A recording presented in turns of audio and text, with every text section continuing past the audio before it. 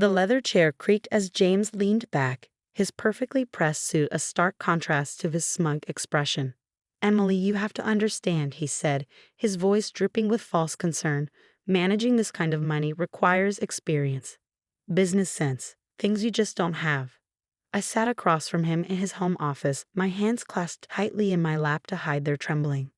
The inheritance papers from my grandmother's estate lay scattered across his massive mahogany desk.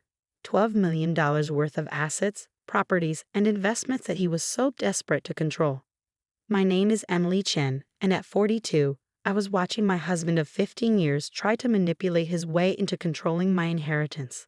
The same man who had spent years subtly undermining my confidence, making me question my own judgment, was now showing his true colors in full force. "I've already spoken with our lawyer," James continued, straightening his tie with practiced precision. "The power of attorney paperwork is ready. Once you sign, I'll handle everything. You won't have to worry your pretty little head about it." The condescension in his voice made my stomach turn, but I kept my expression neutral. James had always been controlling, but he'd masked it well over the years. Small comments about my spending habits, suggestions that I shouldn't work because he made enough for both of us. Gentle criticisms about my decision-making that eroded my confidence bit by bit. But what James didn't know, what I'd made sure he didn't know, was that I wasn't the same Maeve woman he'd married 15 years ago. The past 6 months since my grandmother's passing had opened my eyes to things I'd been blind to for far too long.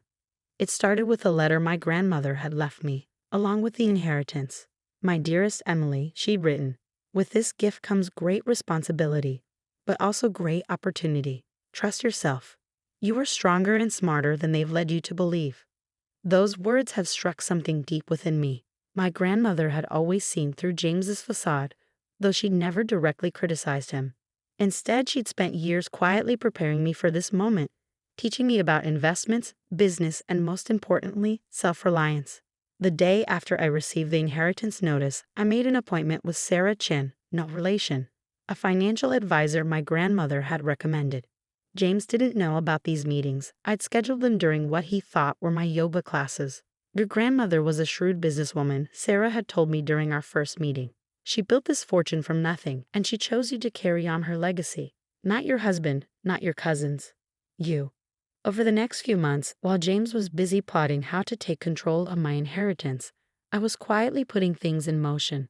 Weekly meetings with Sarah, consultations with my own lawyer, not the family lawyer James had chosen, and careful documentation of every manipulative comment and action from my husband. I'd learned that James had been making inquiries about the inheritance before my grandmother's will was even read, speaking to financial advisors and lawyers about how to protect the assets. What he really meant was how to control them. Now, sitting in his office, watching him lay out his plans as if they were already set in stone, I felt a strange sense of calm. The fear and self-doubt he cultivated in me for years had been replaced by something stronger, certainty. "Are you listening, Emily?" James's sharp tone cut through my thoughts. "This is important. We need to get these papers signed before the estate is fully settled." I met his gaze, keeping my voice steady. "I hear you, James. You want power of attorney over my inheritance." He smiled, that practiced, patronizing smile I'd seen countless times before. "Exactly. You know, I only want what's best for us, for our future."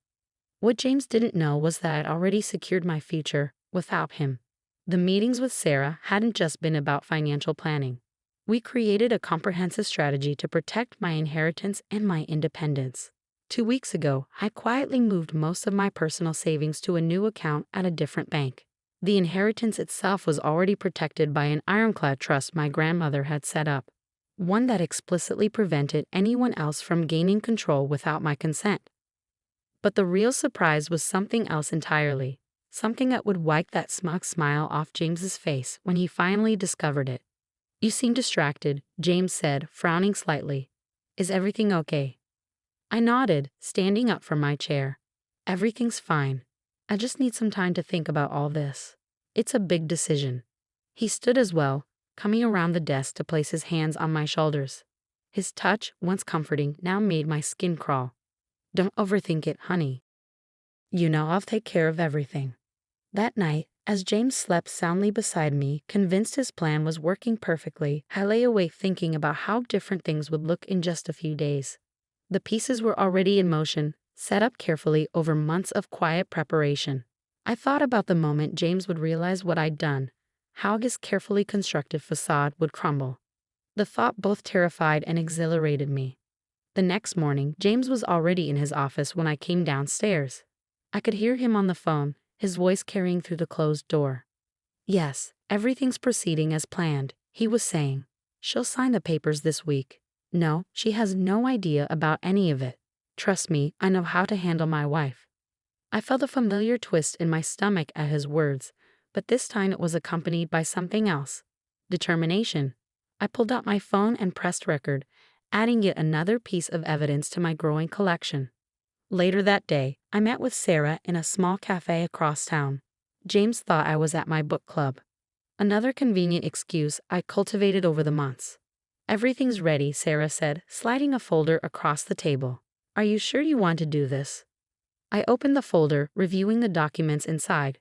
Everything was there: bank statements, transfer records, and most importantly, proof of James's attempts to manipulate his way into controlling my inheritance. "I'm sure," I replied, closing the folder. "He's left me no choice." Sarah nodded, her expression serious. "The meeting with the estate lawyers is scheduled for tomorrow. James thinks it's just a routine signing, doesn't he?" "Yes," I said, taking a sip of my coffee. "He has no idea what's really going to happen." That evening, James was in an unusually good mood.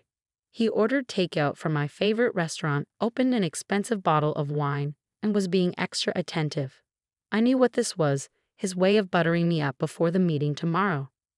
"I've been thinking," he said as we sat down to dinner. "After we get everything sorted with the inheritance, we should take a vacation. Maybe that trip to Europe you've always wanted?" I smiled, playing along. "That sounds lovely." He reached across the table to take my hand, his thumb stroking my palm in what he probably thought was a soothing gesture. "I know all this legal stuff has been stressful for you, but after tomorrow, you won't have to worry about any of it. I'll handle everything." I squeezed his hand gently, thinking about how different things would look in just 24 hours. "You're right, James. After tomorrow, everything will be different." As we got ready for bed that night, I watched him go through his usual routine, checking his phone one last time, setting out his clothes for tomorrow, meticulously arranging everything just so. James had always been about control, about maintaining the perfect image. "Big day tomorrow," he said, climbing into bed beside me. "Try to get some sleep." I lay there in the dark, listening to his breathing even out as he drifted off to sleep. Tomorrow would indeed be a big day, just not in the way he expected. I thought about the past 15 years, about all the little moments that had led to this. The way James had gradually isolated me from my friends, how he'd discouraged me from pursuing a career, his constant subtle criticism disguised as concern. But I also thought about my grandmother, about her strength and wisdom. She'd seen this coming long before I had, and she prepared me for it in her own way. "Remember, Emily," she told me once, "true strength isn't about having power over others. It's about having power over yourself." Tomorrow, I would finally show James exactly what that meant. The next morning dawned bright and clear. I watched James get ready for the meeting, methodically knotting his silk tie and adjusting his cuffs. Every movement precise, controlled, just like everything else in his life. "Wear something professional," he said, eyeing my casual attire with disapproval. "First impressions matter, even if it's just a signing." I nodded, hiding my amusement at his assumption that this was just another signing. While he finished getting ready, I changed into a tailored navy suit, one my grandmother had helped me pick out months ago. "Every warrior needs proper armor," she'd said with a knowing smile.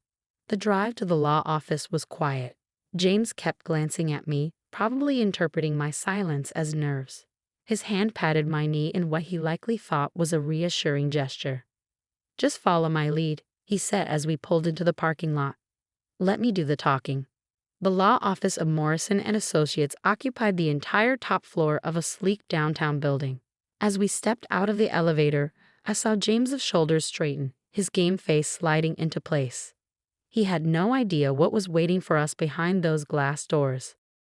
"Mr. and Mrs. Preston," the receptionist greeted us with a professional smile. They're ready for you in the main conference room. James strode ahead of me, confident as always. But when we entered the conference room, his steps faltered. Instead of just the estate lawyer he expected, the long table was occupied by several people. Sarah Chen, my financial advisor, Marcus Wong, my personal attorney, and Catherine Morrison herself, the firm's senior partner. "What's going on?" James asked, his voice sharp. "I thought this was just a signing."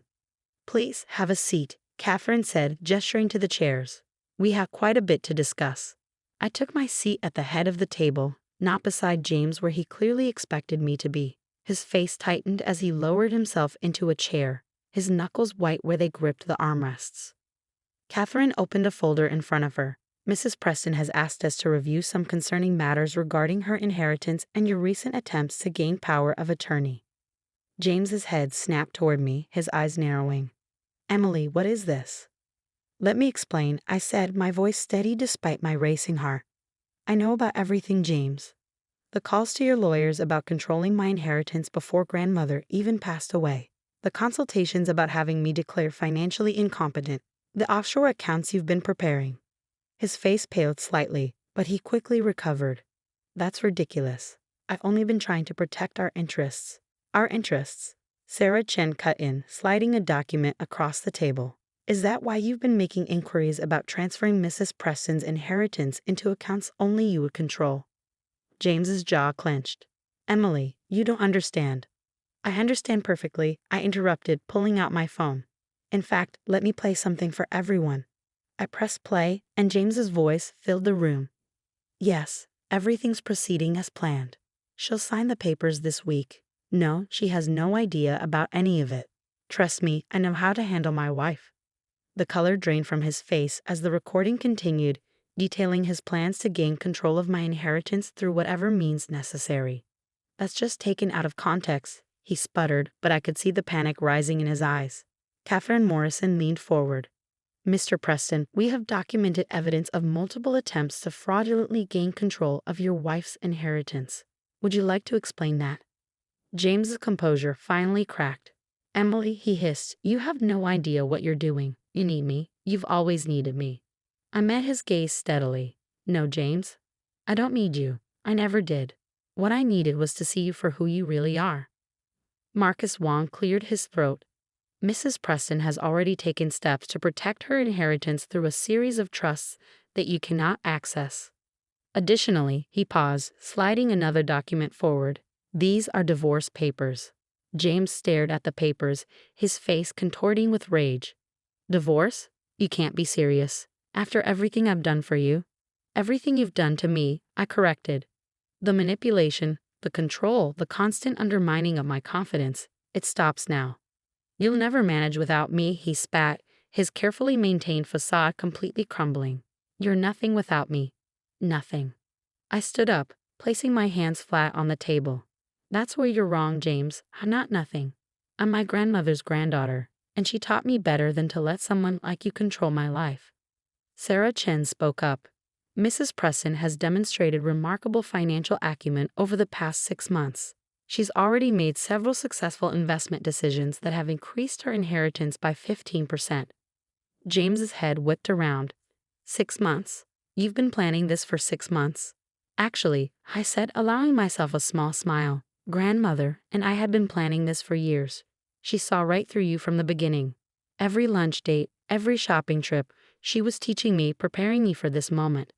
Catherine Morrison pulled out another set of documents.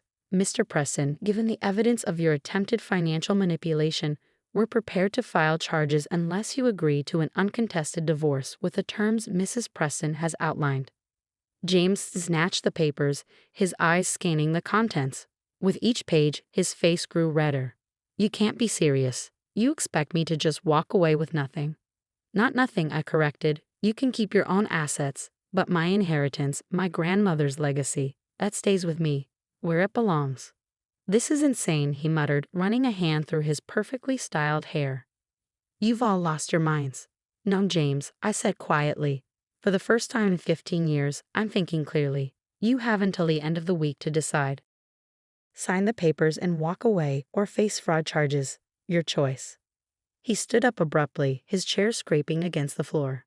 "You'll regret this," he snarled. "You have no idea what you're doing." As he stormed out of the conference room, I felt a weight lift from my shoulders. Years of subtle manipulation, of doubting myself, of trying to be what he wanted. All of it falling away with each step he took. Catherine waited until the door closed behind him before speaking. "Are you all right, Mrs. Preston?" I nodded, surprised to find that I truly was. "Yes, I am. For the first time in a very long time, I really am." The next few weeks were a whirlwind. James, faced with overwhelming evidence of his attempted manipulation, finally signed the divorce papers. He moved out of our house, my house now, taking only his personal belongings. I heard through mutual friends that he was telling everyone I'd had some kind of breakdown, that I was making a huge mistake. But his words didn't have the same power over me anymore.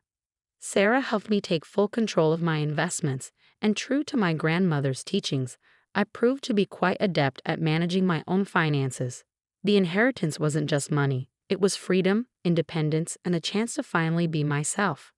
One evening, about a month after the confrontation, I was sorting through some old boxes when I found a photo album. Inside was a picture of my wedding day, James and me smiling at the camera, looking perfect and polished. But what caught my eye was my grandmother in the background, watching us with a knowing look. She'd seen it all coming, had prepared me for this moment long before I even realized I needed preparing. Her inheritance wasn't just about the money, it was about giving me the strength to stand on my own.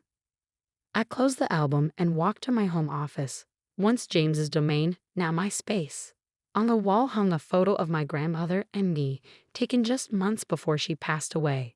Her eyes sparkled with the same determination I now felt every day. "Thank you," I whispered to her image. "For everything."